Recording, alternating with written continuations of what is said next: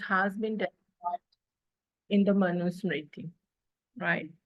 So we were saying that a Brahman can eat the meat and all, provided that when killing the animal, proper sacred text had been recited, all right? But Manu says it's okay if someone wants to eat it, want to drink something, or sexual activity, it's okay. But he says also that abstention brings great rewards. If we abstain from doing these things, this is what we call following the brahmacharya. Okay. So he says that if we abstain from doing these things, this will give us reward. Brahmacharya, souvent des fois, nous translate it as being a celibate, brahmachari, right? Celibacy. Most of the time we say a brahmachari is someone who has not get married. Okay, this is one part of it. Surely it is one part of it, but brahmacharya, celibacy, is even someone is married, he can observe, follow brahmacharya, celibacy.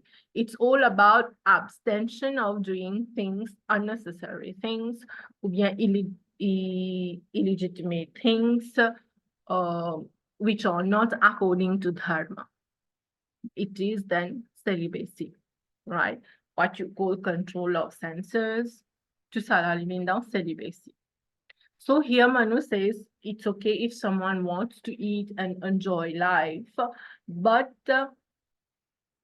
abstention gives us the great rewards. Okay, and this is what we want from life. The rewards in terms of what? Maybe in terms of heaven or in terms of getting liberation.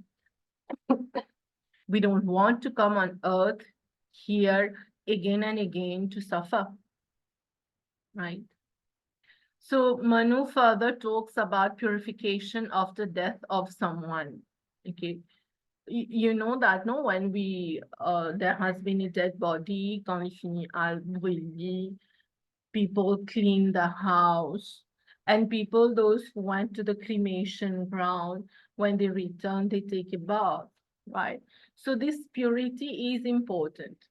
Maintenant, in a purity in terms of purification, in terms of varna as well, as per the manusmriti, right?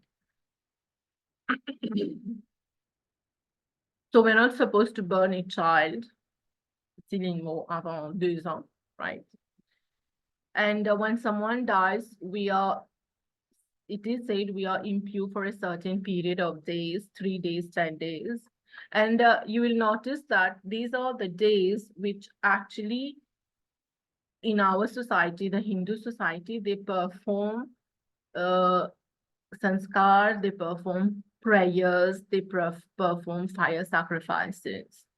Okay, ce qui nous appelle, the common language, service. No. Now, it's up to you how you describe this to be impure. Okay. Impure, it's not, for my point of view is, impure is not that living untouchable, in the sense you can't go at his home, you can't drink something, you can't eat something from his home. It's definitely not that for me. But impure in what sense? You know, when someone in your home dies, you're sad. À cause même du monde n'est pas al mariage. They don't go to even prayers, they don't go. Okay. But I personally don't believe in that. If someone will invite me for marriage, I'll go. If someone invite me to go for a puja, I'll go. Okay. Because the thing is what? When someone dies in our home, we are sad. And when you go at someone's house, invite nous pour quelque chose, we can't go with such a mindset. We have much negativity in us. We have much sadness in us. So we can't go with such emotions at someone's place. For something, we need to go happily, no? So that will create a bad vibrations. Okay, that is my logic why we do not go. I'm not saying should not. We do not go, we do not attend maybe prayers or marriage ceremonies after the death of our close ones, right? Bon, les autres dimons, typiquement, les impious, nous pas qu'à manger côté, et dans dimons, like when you invite them for the 3 days or 10 days prayers, they don't eat, right?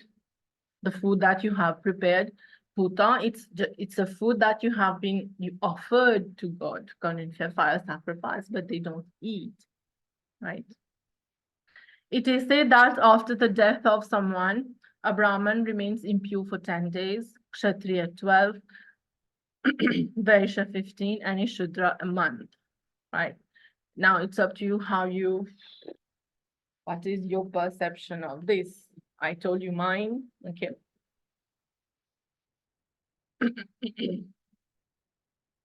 When a Brahmin touches a Kandala, which is someone who is unworthy, someone who is dirty, ou bien he touches a menstruating woman, an outcast, or a woman in childbed, he becomes pure by bathing, right? And this is really the logic behind qui fait quand, after the funeral, we clean the house. Why do we clean the house? It is to purify. And what actually we are purifying, that was a dead body. And a dead body, germs, bacteria, right? So that is what we clean, right? So we need to purify ourselves after that, definitely by taking a bath, right? So Manu talks about purification using various items. One is bathing, like the water. Others is cow's urine, cow dung, right? So these are things usually we use for purification, right? Um,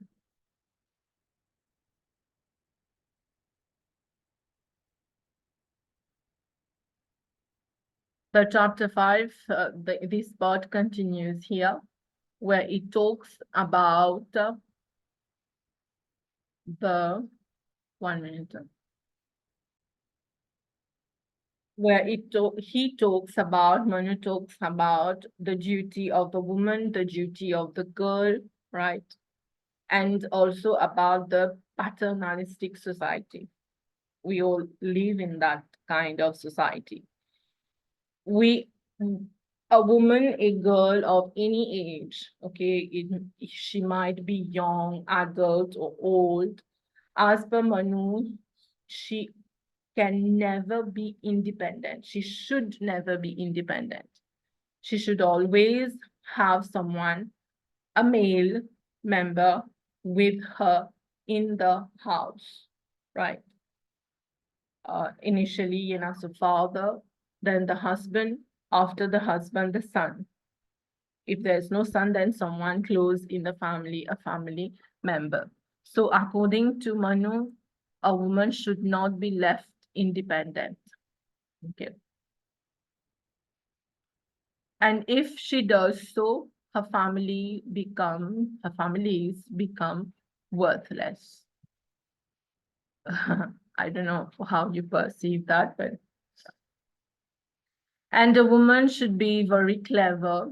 She should be able to manage the household affairs, right?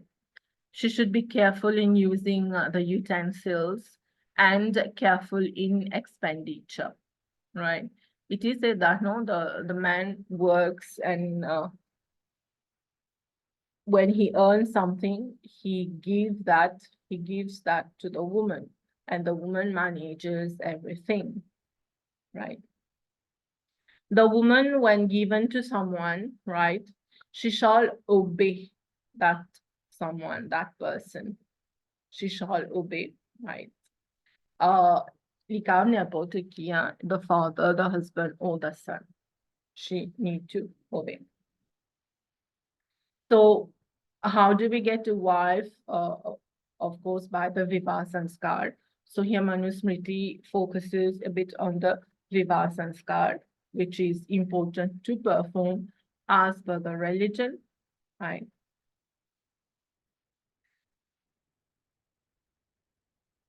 Even this one is interesting. Though destitute of virtue or seeking pleasure elsewhere, if a man has no virtue, if he is seeking pleasure elsewhere, if he has no good qualities, yet a husband must be constantly worshipped as a god by the wife. Okay. That's why we say we should not, when we get married, we're not supposed to leave the husband. Même husband na comment il était, les caves, méchant, il peut battre nous, whatever. We're not supposed to leave the husband, and we worshipping as God. Bon, it's up to you how you take that. Pour moi, it's not like what we are all God. Not only the man is God. The husband is God. Okay, the wife also is God. Parce que the Atma, the same Atma is in the man, the husband, the same Atma is in the woman, right? But our religion, the Hindu, the Sanatan Dharma, hasn't given place for divorce, separation. Though you can mention that there has been separation in history. If you take the Mahabharata, Ganga, no, was married to King Shantanu, right? And then she left the husband. She had her conditions, right? Since we are talking about smritis, Shruti, manusmriti and smriti, Mahabharata and smriti, no? So since they are the modern scriptures that we are saying we need to follow, so this can be one of your reference to use. Okay.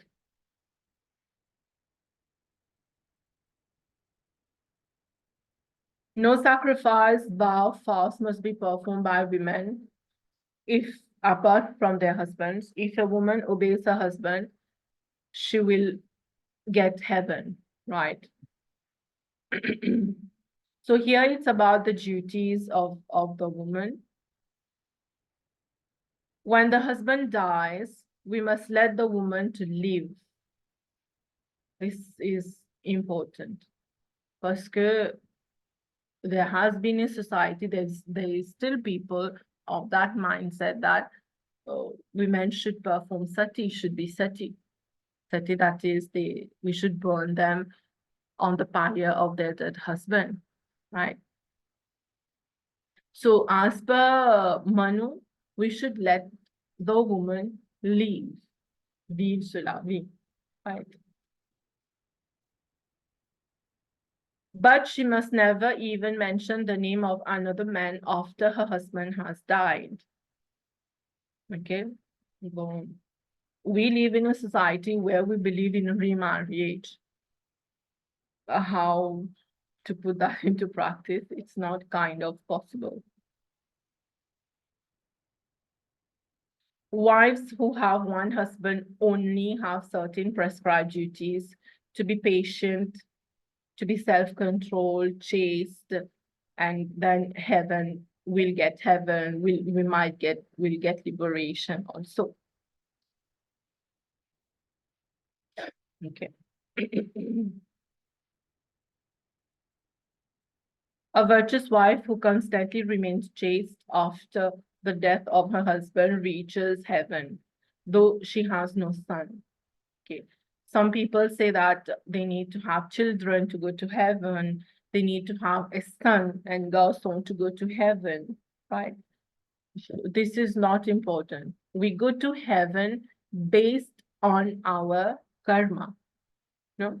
So if we have been good, we have been chaste, we have been doing good karma, heaven is for us, liberation is for us, right? It's all about our karma.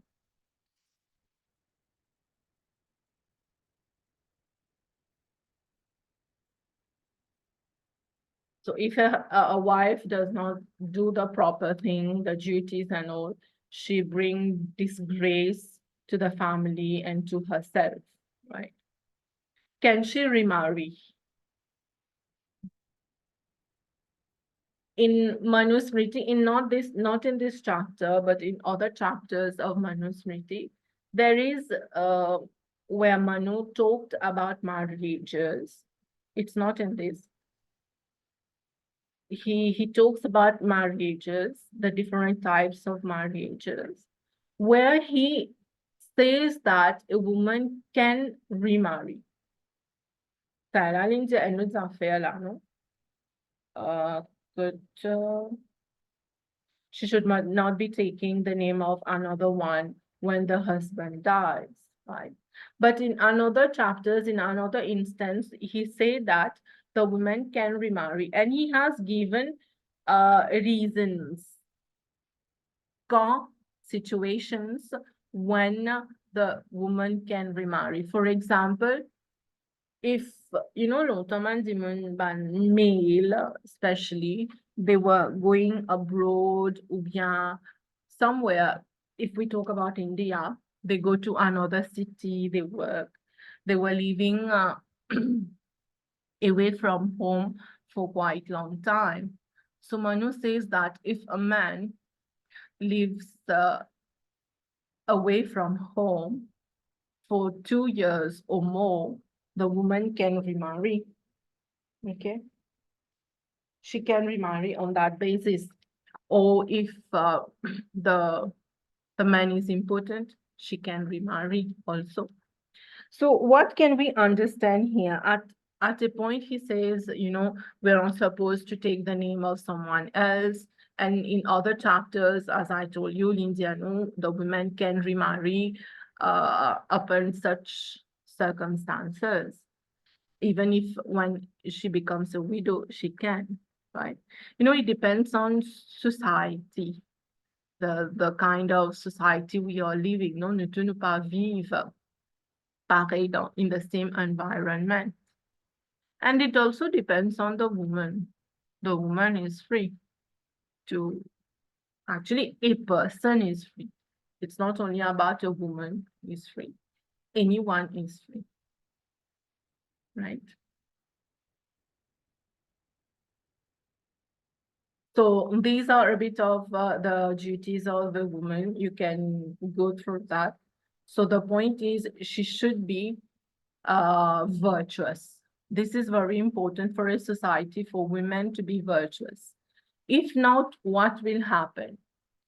Traditionally, women were not working like today. Almost everyone work, every woman at least, they have something, whether it is full-time or part-time job, there is something that they do. But previously in the traditional society, they were not working. They were focusing on their home, upbringing of children, and we were having good kids, good citizens of the country. And if you think about today's society, where women do not give time at all to the house, constantly working and not paying attention to the duties in the house, in the home, the duties of a woman, of a mother particularly, right? So we are seeing the result today, right? Where children, they feel they are free, they can do whatever they want, they have no control, right? So you can go through that where he talks about the Grihastashram. And he also mentioned about in the Grihastashram, we have to perform the Pancha Mahayagya, the 5 great sacrifices, which has also been explained in the Vedas. So we have the Brahma Yajna, which is the meditation, study of scriptures, the Deva Yajna, what you call the fire sacrifice. Pitri Yajna refers to our ancestors, reverence to them. Atithi Yajna, hospitality to sages, to guests, and Bhuta Yajna, taking care of the animals, right? So these are some of the duties as written in the chapter 5, right? We move to the chapter 12. The chapter 12 here talks about the sacred law, about the forecast. Okay, there are other things also, but the sacred law of the forecast, as we have seen earlier as well, second in an Thavaya fair, no Brahman, he has his work, Kshatriya has something else. So here he also focuses on karma. He talks on karma here while explaining to others, to sages. Manu talks about karma. And you know the law of karma, whatever you sow, so shall you reap. Right? As per Manu, an action springs from the mind. I told you that, I guess. If you want to go to Portrees, you go to Portrees eventually. So you thought, first of all, you had a thought. I have to go to Portrees. And then you did the action by going to Portrees. That is, the action originates in the mind. And definitely, if the action originates in the mind should be pure. The mind should be under control. And then only the actions will be good, the actions will be positive. Manu says there are 3 kinds of sinful mental action. Sinful mental action. Coveting the property of others, thinking in one's heart of what is undesirable, that is something bad. Adherence to false doctrines. Some say it is a sinful action, right? 4 kinds of verbal action. Evil verbal action, abusing others, saying untruth, detracting from the merits of all men, talking idly, right? 3 kinds of bodily bad actions, wicked actions. Taking what has not been given, permission, we have not asked permission. Injuring creatures without the sanction of the law. Holding criminal intercourse with another man's wife. These are the 3 bodily wicked actions, right? If, as per Manu, if we do sinful acts with the body, what happens? A man becomes something inanimate in the next birth, right? And sins committed by speech, you know, we do different kinds of sins. So if someone uses the speech to do sinful things, in the next birth, he will be in the bird category, ou bien the beast, animal kingdom. And if we have mental sins, nous pensons mauvais pour les autres, will be born in a low caste, right? So we should, that is the point of having a controlled mind, a positive mind, right? Manu elaborates on the 3 gunas also, as you know, the sattva, the rajas, and the tamas. And at a time, 1 gun predominates. Like, let's say when you are learning, you are reading, it is the sattva gun which predominates, right? So this is the explanation on the gun, which I told you last time when we did the Bhagavad Gita also. Okay.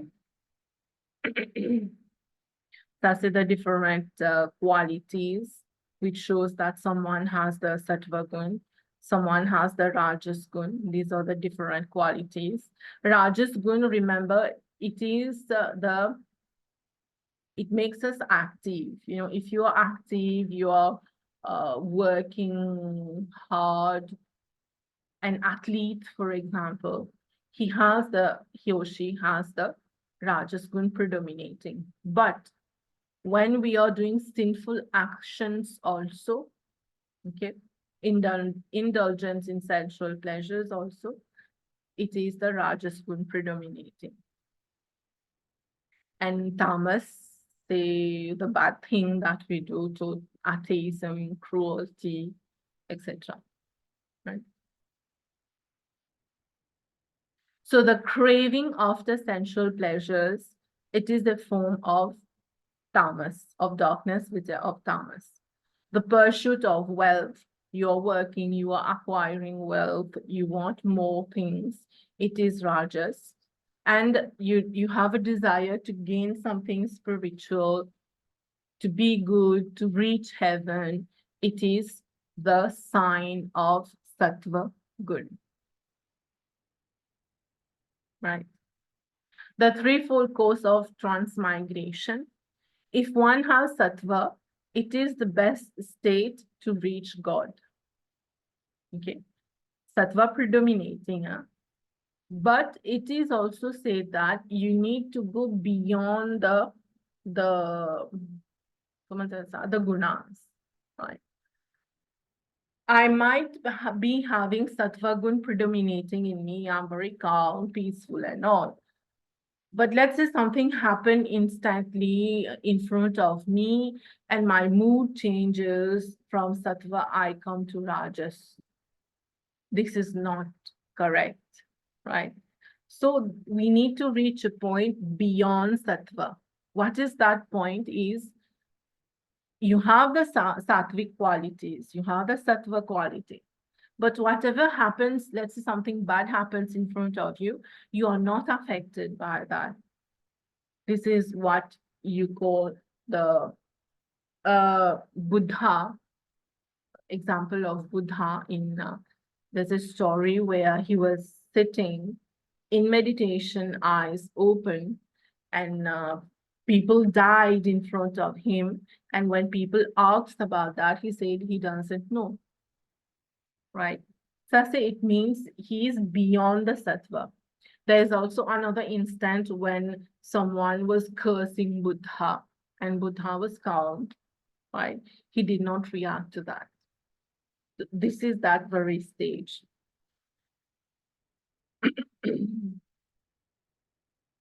So if one has the rajas, it is called to be the state of man. Tamas is the state of beast, right? Where we have violence. But maintenant, these are few details which are not so really needed in your work, in your syllabus, but you can go through it. It's nice to know it. Even the three gunas has three categories. You have three categories of sattva, three categories of rajas, three categories of tamas. You know, the lowest, middle, and the highest. Okay, you can go through that, the different qualities. And I told you also to read those chapters of the Bhagavad Gita. We have lots of things on the gunas also there. So the main point again here is the doing good things, no, to earn merit. A slayer of Brahman, slayer, someone who kills a Brahman, enters, no, it's not only about killing physically. It can be about thinking bad. You know, slaying can have different meaning here. Thinking bad of a Brahman. So that person next birth will enter the womb of a dog, a pig, ass, camel, cow, depends, no, on the category of the bad action he has done. If a Brahman drinks liquor, enters the body of insects, right? So these are few examples. You will see what will happen if we do a bad thing, what will happen in the next birth, right? So, Lily, bien intéressant, je te lis, Ali. It's really interesting. It might help you in your work. It will help you personally for your life also. There are things we do. I personally, I do few things in that you will see the sins. Then, when you realize, you learn that, okay, this might happen. We tend not to do that. It's up to you, right? So you can go through that.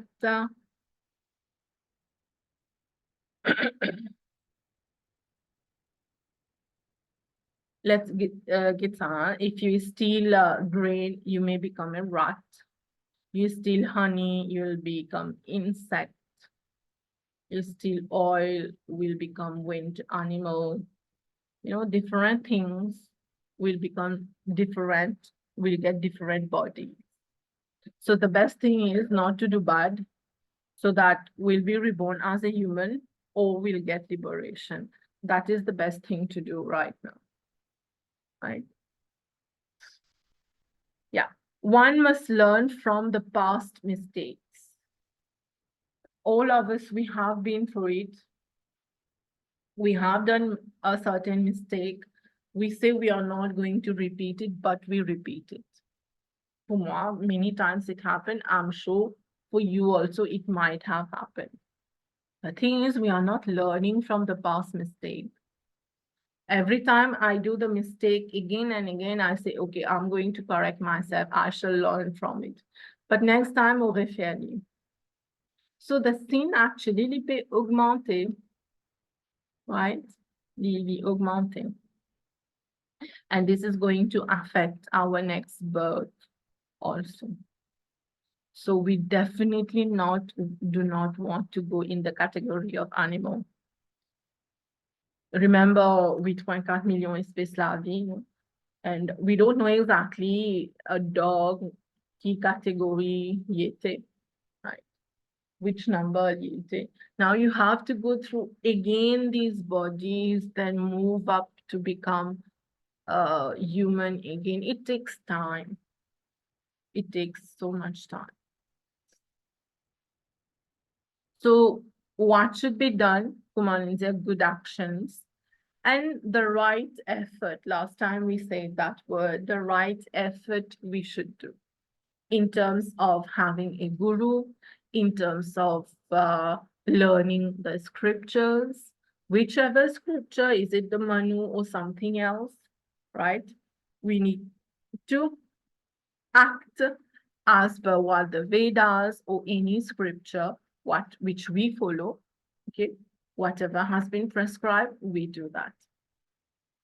Now, remember the middle path, right? We need to enjoy life. We are in Kali Yuga. You can't avoid that materialistic life right now. So we do enjoy life, but we also focus on the renunciation side, right? That is very important. This is written in the first verse of the Isha Upanishad. Remember it, you write it. Isha Upanishad, the first verse, in the third line of the verse, it says, Tena Tyaktena Bhunjita. The verse is actually Isha Vasyam Idam Sarvam. The third line, Inasa Tena Tyaktena Bhunjita. That is to enjoy life with a sense of renunciation. Okay, so you can quote that, Talyama Vasuti, you can quote that in your work, right? So we need to do the good thing, the different kinds of karma, the Nishkam karma. You can refer to your Bhagavad Gita. Okay. You can refer to Bhagavad Gita there.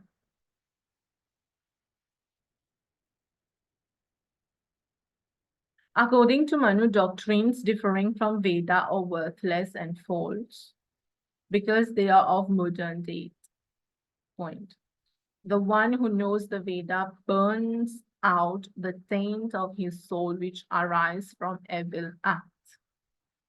So Manu didn't know the laws of society, but he is stressing on following the Vedas or following the scriptures. Specifically here, c'est Ved, parce que it is the original scripture, right?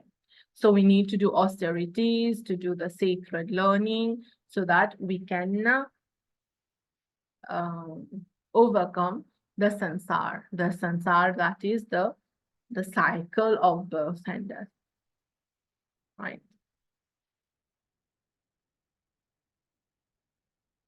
So these are some quotes you can learn, you can go through that. He also talks about meditation, how.